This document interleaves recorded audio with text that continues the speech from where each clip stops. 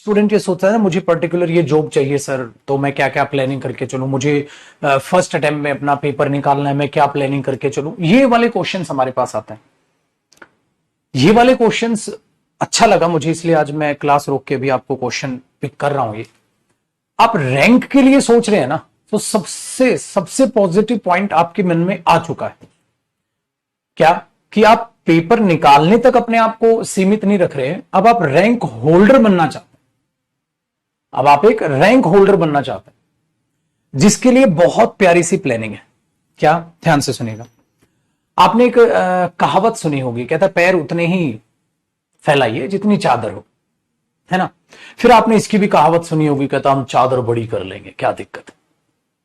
मैं ये कहता हूं, जब आपके दिमाग में कोई सपना आता है ना, तो वो सपना हमेशा अपनी औकात के हिसाब से आता है। एक बच्चा जो टाइम टू टाइम पढ़ता ही नहीं है, टाइम टू टाइम रिवीजन ही नहीं करता है, उसके दिमाग में क्वेश्चन थोड़ा ना आएगा मुझे रैंक होल्डर बनना है। ये उसके दिमाग में आएगा जिसमें अंदर कॉन्फिडेंस भरा हुआ है, वो टाइम टू टाइम सारी चीजें हैंडल कर रहा है, पढ़ भी रहा है, रिवीजन भी कर रहा है। हाँ, तो उसके मन में एक डाउट है, यार सर से पूछ लूं कहीं कुछ मैं गलत तो नहीं कर रहा, क्या मैं डायरेक्शन सही जा रहा हूं, पढ़ भी रहा हूं, रिवीजन भी कर रहा हूं, प्रैक्टिस भी कर रहा हूं, तो कुछ पूछ लेता हूं, कुछ रिस्की पार्ट ना रह जाए। तो वो ये सोच रहा है। बट ये बातें कौन सा बंदा सोचेगा, ये प्लानिंग कौन सा बंदा करेगा, जो अभी अपनी तरफ से भी हाथ पैर मार रहा है, अपनी तरफ से भी कोशिश कर रहा है। जो बच्चा कोशिश ही नहीं कर रहा, ना तो वो पेपर निकालने की सोचता है, ना वो रैंक होल्डर बनने की सोचता है। सो जो बच्चे आप में से ये सोचते हैं सर रैंक कैसे लेकर आऊं, तो पहले ये मान के मैं चल रहा हूं कि आप मेहनत कर रहे हो। ये ध्यान से सुनिएगा। जो भी बच्चा यहां ये लिखता है ना कमेंट में, पेपर पहले अटेम्प्ट में कैसे निकाल दो सर, तो इसका मतलब आपने अपनी गिरबान में झांक लिया है, मेहनत कर रहे हो तुम, ये मान के चल रहा हूं।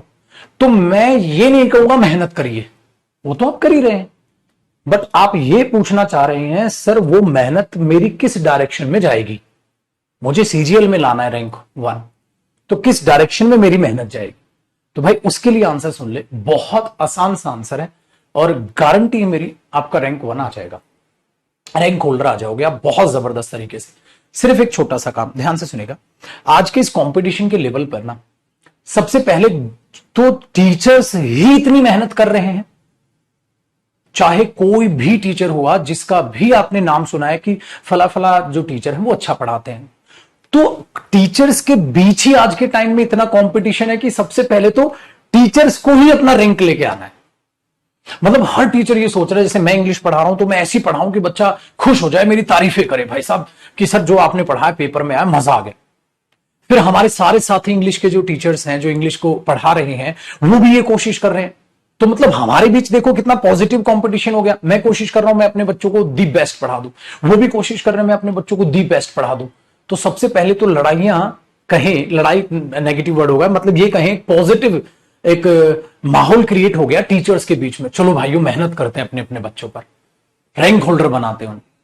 तो आपका एक काम आसान हो गया कि आपकी रैंक दिलाने के लिए टीचर्स ही सबसे ग्राउंड लेवल पे पहले मेहनत कर रहे हैं, तो आपका काम टीचर्स ने आसान कर दिया। Not even in English, maths में भी सारे टीचर सोच रहे हैं मैं भी अच्छे अच्छे क्वेश्चन कराऊं, वो भी सोच रहे हैं मैं भी अच्छे अच्छे क्वेश्चन कराऊं, वो भी सोच रहे हैं मैं भी अच्छे अच्छे क्वेश्चन कराऊं। तो आपके टीचर्स जब तक मेहनत करेंगे तो वो अच्छा अच्छा कंटेंट आपके लिए क्रिएट करेंगे, बढ़िया बढ़िया क्वेश्चंस आपके लिए लाएंगे, अच्छे अच्छे क्वेश्चंस आपको करवाएंगे, अच्छी अच्छी प्रैक्टिस कराएंगे, ज्यादा से ज्यादा प्रैक्टिस कराएंगे, ज्यादा से ज्यादा पढ़ाएंगे। कहीं इंग्लिश का सिलेबस 2 महीने में खत्म होता था, फिर 3 में हुआ, 4 में हुआ, अब 6-6, 7-7 महीने लगाने लग रहे हैं। ऐसे ही मैथ्स में आप समय देख रहे हो। तो आपके रैंक लाने से पहले तो टीचर्स के बीच में आ गया एक positive competition. Positive competition, negative word शब्द कभी यूज मत करिएगा बेटा, ना टीचर्स के लिए ना अपने लिए। एक पॉजिटिव माहौल में हम लोग रह रहे हैं और हम सब मेहनत कर रहे हैं अपने बच्चों पर, तो आपका काम आसान हुआ। इसका मतलब जो भी आपका टीचर आपको पढ़ा रहा है बेटा, सबसे पहले नमन करते हुए उनके कदमों पर चलिए, और जो जो उन्होंने कराया है वो सारा रिवाइज कीजिए, सारी class time to time attend कीजिए, अपने लेवल के हिसाब से स्पीड रखिए। एक नॉर्मल स्पीड पे आपको बातें समझ आ रही हैं, एक नॉर्मल स्पीड पे बातें समझिए। आपको लग रहा है कि मैं थोड़ा सा स्पीड बढ़ा देता हूं क्योंकि ऑनलाइन का जमाना, आप स्पीड बढ़ा के देखिए। टीचर को अपने हिसाब से एडजस्ट मत कीजिए, टीचर की वीडियो को अपने हिसाब से एडजस्ट कीजिए पहले तो, ठीक है। क्योंकि कई टीचर क्या होता है ना, स्लो पढ़ाते हैं, पढ़ाते दी बेस्ट है, क्योंकि वो इसलिए स्लो पढ़ा रहे हैं, उनको पता है कि हर लेवल के स्टूडेंट को मुझे टैकल करना है, जिसका वीक सेक्शन है, जिसका स्ट्रॉन्ग सेक्शन है, दोनों को एक साथ लेकर चलेगा। तो जिसको लगता है स्ट्रॉन्ग है वो वीडियो को फास्ट कर लो, जिसको लग रहा है स्ट्रॉन्ग है क्या कर लो, वो वीडियो को फास्ट करके देख लो, अपने हिसाब से चीजों को संभालो। तो इनडायरेक्ट सबसे पहला स्टेप, जो टीचर करा रहा है उसको दी बेस्ट तरीके से समझिए, रिवीजन कीजिए, प्रैक्टिस कीजिए। प्रैक्टिस कौन सी? जो भी आपको पहले वो टीचर स्टडी मटेरियल प्रोवाइड कर रहे हैं। हर टीचर अपनी तरफ से खूब मेहनत करता है बेटा, बेस्ट से बेस्ट स्टडी मटेरियल आपको क्रिएट करके देता है। उनका स्टडी मटेरियल कंप्लीट कीजिए। जैसे ही उनका स्टडी मटेरियल कंप्लीट होता है, आप प्रीवियस ईयर कीजिए। प्रीवियस ईयर से आपको प्रीवियस ईयर समझ के करना है। कई बच्चों को मैं देखता हूं मैथ में प्रीवियस ईयर का रट्टा मार लेते हैं, अरे वो वाला क्वेश्चन उसका तो ये आंसर है, सी ऑप्शन है भाई साहब, उसका तो सी ऑप्शन है भाई साहब, पता है मेरे को, क्वेश्चन याद है, उसको कॉन्सेप्ट क्लियर नहीं है। प्रीवियस ईयर के एक एक क्वेश्चन को ध्यान से कॉन्सेप्ट्स को क्लियर कीजिए। इंग्लिश की अपने सेक्शन की बात करूं, वोकैब है, कॉम्प्रिहेंशन है, ग्रामर सेक्शन है, उसको दी बेस्ट तरीके से खत्म कीजिए, फिर प्रीवियस ईयर से कीजिए। ऐसे ही मैथ्स का है, तो सारे अब तक के आपके एग्जाम में जो भी प्रीवियस ईयर आए हैं सारे कॉन्सेप्ट्स वो, प्लस जो टीचर आपके लिए लेकर आया, क्योंकि टीचर ने भी तो प्रीवियस ईयर कॉन्सेप्ट भी कराए होंगे, प्लस और भी बेहतरीन कॉन्सेप्ट कराए होंगे, प्लस एक्सपेक्टेड कॉन्सेप्ट कराए होंगे जिन पर बेस क्वेश्चन आ सकते हैं। तो एक टीचर की नॉलेज और आपकी मेहनत जब जुड़ गई तो रैंक पैदा होगा 100%। इसके अलावा मेरे दोस्त रत्ती भर भी आपको कुछ नहीं करना, क्योंकि जितना भी मैंने बताया इतना करना भी बहुत मुश्किल है अगर आप टेक्निकली सोचेंगे। तो इतना करना भी मुश्किल है अगर आप टेक्निकली सोचेंगे। सुनने में बड़ा आसान लग रहा है, अच्छा टीचर ने कराया, रिवाइज कर लूंगा, प्रैक्टिस कर लूंगा, हाँ फिर प्रीवियस ईयर कर लूंगा। बेटा प्रीवियस ईयर जब आप करेंगे ना, उस प्रैक्टिस में समझना है प्रीवियस ईयर को, मेहनत लगेगी। मतलब टीचर प्लस आप, यानी कि सेल्फ स्टडी अगर मिल गई तो बेस्ट रिजल्ट आपके पास आने वाला है। लिख के ले लो मेरे दोस्त, आप 100% रैंक होल्डर बनेंगे। जिस स्टूडेंट का भी रैंक आता है, मेरी यकीन मानिएगा, टीचर के बलबूते पर वो रैंक नहीं है, वो टीचर प्लस उस स्टूडेंट की वो सेल्फ स्टडी जुड़ी है। उसने अपने टीचर का कहा माना, एकदम अपने टीचर का आईना बन गया। सर जो आपने कहा मैंने किया, और मैंने प्रीवियस ईयर को समझ के किया, प्रैक्टिस की ध्यान से। आगे जी, आगे आपका रैंक। सुनने में आसान है, करने में मुश्किल है।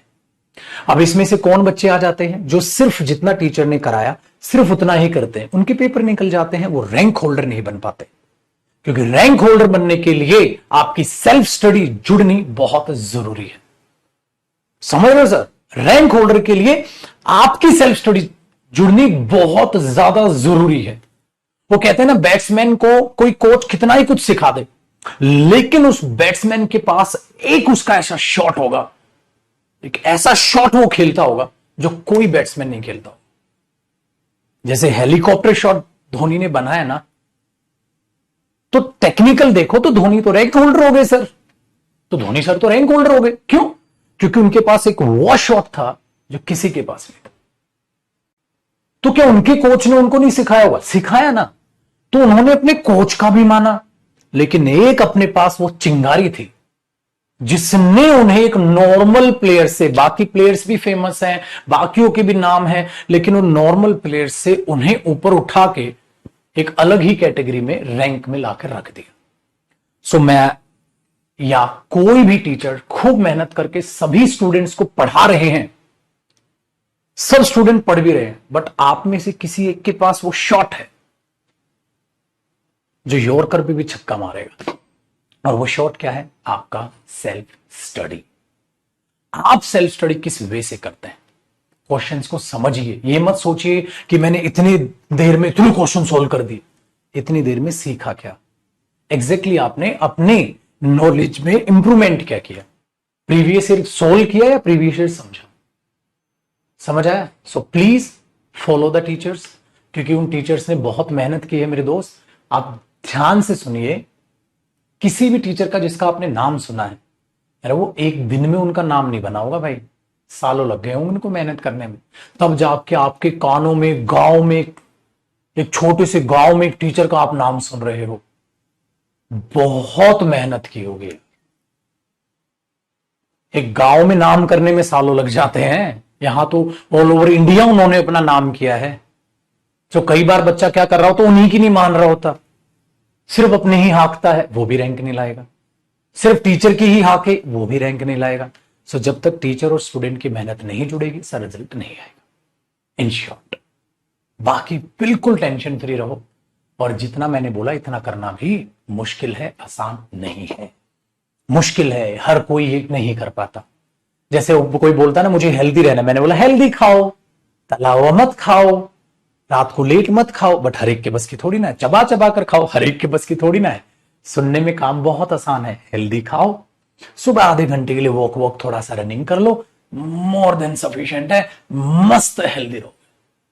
सुनने में आसान है लेकिन करने में मुश्किल है, क्योंकि जब भटूरे बन रहे होते हैं थप थप की आवाज आती है, और वो भाई साहब क्या कहते हैं, अनियन यानी कि प्याज रखता है, प्याज के ऊपर हरी चटनी और नींबू निचोड़ता है, ओहो गर्मा गर्म छोले डालता है, वो भटूरा ही फूला फूला सा रखता है, वहां हम पिघल जाते हैं। सुनने में आसान है, फॉलो करने में मुश्किल है। टीचर्स को भी फॉलो करना मुश्किल हो जाता है, अपने आप को भी फॉलो करना मुश्किल हो जाता है। कोशिश कीजिए सर, रैंक निकलेगा, है नहीं? कोशिश कीजिए, रैंक निकलेगा, ठीक है। और मुश्किलें तो ऑफकोर्स आएंगी, कुछ दिन बाद होगा, आपका मन ना लगे पढ़ाई में, फ्रस्ट्रेट होंगे, तो उतार चढ़ाव तो हर जिंदगी में, लाइफ है मेरे दोस्त, प्रॉब्लम्स का दूसरा नाम, ठीक है। वेरी गुड, चलिए, तो ये चीज आपके